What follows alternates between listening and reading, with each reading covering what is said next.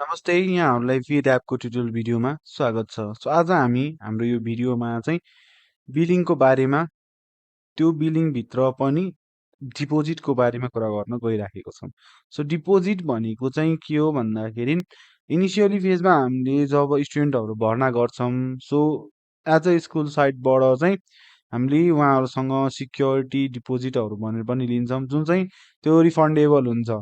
So स्टुडेन्टहरूले जब उहाँहरूले class स्कुलहरू छोडेर गइसकेपछि हजुरहरूले त्यो अमाउन्ट रिफन्ड पनि गर्नुपर्ने हुन्छ जुन चाहिँ हाम्रो स्कुलको इन्कम पनि हुँदैन। त्यो चाहिँ हाम्रो एज अ लाइबिलिटी पछि हामीले तिर्नुपर्छ। सो हामीले डिपोजिटबाटै किन जानुपर्छ भन्दाखेरि अघि मैले भनिहालेँ यो हाम्रो स्कुलको इन्कम हुँदैन। सो हामीले यहाँ फिजहरूबाट जति पनि फिजहरू बनाउँछौँ यसमा यो अमाउन्टहरू जति पनि रिसिभहरू गर्छौँ इन्भोइसहरू बनाएर त्यो सबै हाम्रो इन्कम भएको कारणले गर्दाखेरि चाहिँ हामीले त्यो प्रोसेसमा जानुपर्ने हुन्छ। सो डिपोजिट भनेको स्कुलको इन्कम नभइकन त्यो हाम्रो एज अ लाइबिलिटीमा बसिरहेको हुन्छ। त्यसले गर्दाखेरि चाहिँ हजुरहरूले एज अ फिजमा नबनाइकन यहाँ एउटा डिपोजिट भनेर छुट्टै अप्सन हेर्न सक्नुहुन्छ। सो डिपोजिटमा गएर सबभन्दा पहिला चाहिँ के गर्नु पर्यो त स्टुडेन्टसँग डिपोजिट लिनु पर्यो है। सो त्यसको लागि हजुरले स्टुडेन्टको नेम सर्च गर्नु पर्यो। सो यहाँ गएर हजुरहरूले स्टुडेन्टको नेम सर्च गर्न सक्नुभयो। सो अब यहीँ एउटा अप्सन देख्न सक्नुहुन्छ डिपोजिट अर रिफन्ड।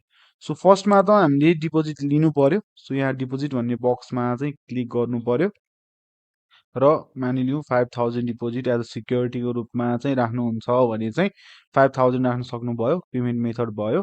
त्यसपछि रिमार्क्समा हजुरहरूले यहाँ अब रिमार्क्सहरू लेख्न सक्नुभयो।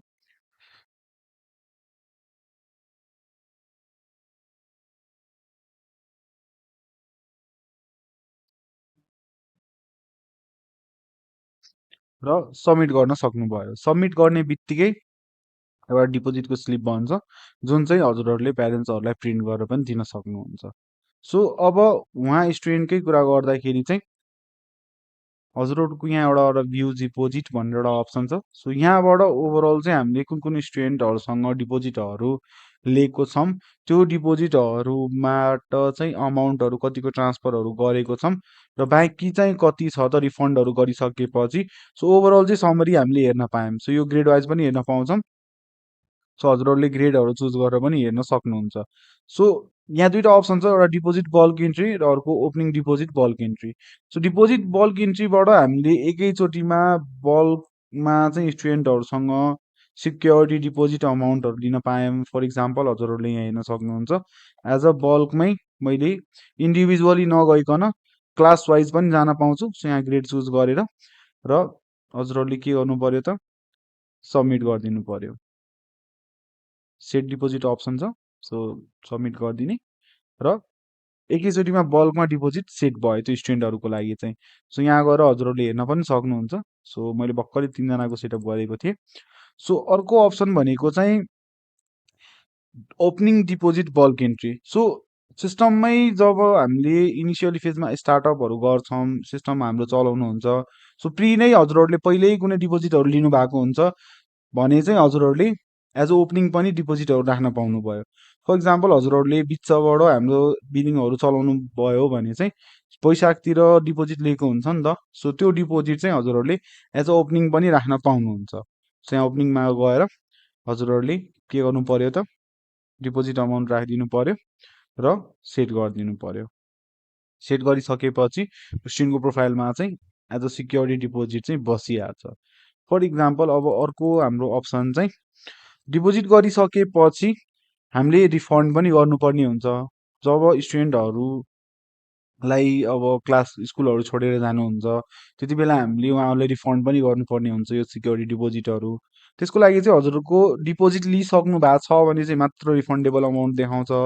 डिपोजिट लिनु भएको छैन भने चाहिँ यहाँ अप्सन पनि देखाउँदैन। सो डिपोजिट लिनु पर्यो फर्स्टमा यहीँबाट।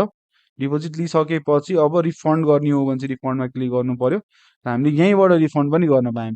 5000 हो भने चाहिँ 5000 राखेर सो रिमार्क्समा चाहिँ हजुरहरूले रिमार्क्सहरू लेखेर सबमिट गर्न सक्नुभयो। सो एउटा रिफन्डको पनि रिसिप्ट बन्छ। यो रिसिप्ट चाहिँ हजुरहरूले प्यारेन्ट्सहरूलाई प्रिन्ट गरेर दिन पाउनुभयो। सो अर्को हाम्रो अप्सन चाहिँ हामीले डिपोजिटबाट पनि स्टुडेन्टहरूको बिलहरू तिर्न मिल्छ। सो कस्तो केसमा तिर्न मिल्छ भन्दाखेरि डिपोजिट लिएको हुन्छौँ, सो स्टुडेन्टहरूको बिल बनेको हुन्छ, सो त्यो बिलमा चाहिँ डिपोजिटबाटै डिडक्ट गरिदिनु पर्ने छ भने चाहिँ हामीले डिपोजिटबाटै डिडक्ट पनि गर्न पायौँ। सो त्यसको लागि एउटा अप्सन हेर्न सक्नुहुन्छ, पेमेन्टमा गएर हजुरहरूले स्टुडेन्टको नेम सर्च गर्न सक्नुभयो। नेम सर्च गरिसकेपछि सो यहाँ पेमेन्टमा गएर हजुरहरूले अहिले अप्सन देख्नु भएको छैन।